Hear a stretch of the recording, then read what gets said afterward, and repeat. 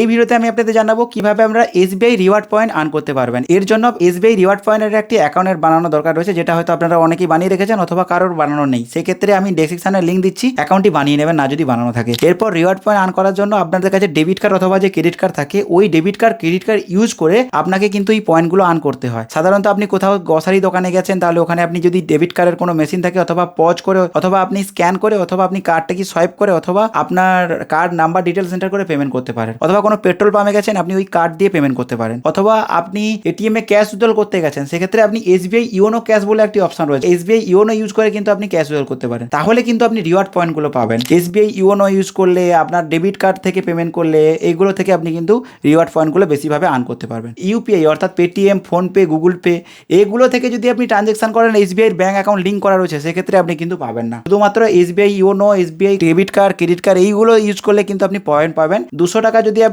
Spend করেন, তার ক্ষেত্রে আপনি 1 পয়েন্ট পাবেন এবং 1 পয়েন্ট ইকুয়াল 1 পয়সা হয় এবং 4 পয়েন্ট সমান 1 টাকা হয়। আপনি এই পয়েন্ট রিডিম করতে পারবেন এসবিআই রিওয়ার্ড সার্চ করার পর যে ওয়েবসাইট আসবে, ওই ওয়েবসাইটে যাওয়ার পর আপনার ইউজার আইডি এবং পাসওয়ার্ড দিয়ে লগ ইন করার পর আপনি কিন্তু রিডিম করতে পারবেন। ওখানে অনেক ধরনের প্রোডাক্ট আছে, যে প্রোডাক্টগুলোকে আপনি কিনতে পারবেন আপনার পয়েন্ট ইউজ করে। নমস্কার।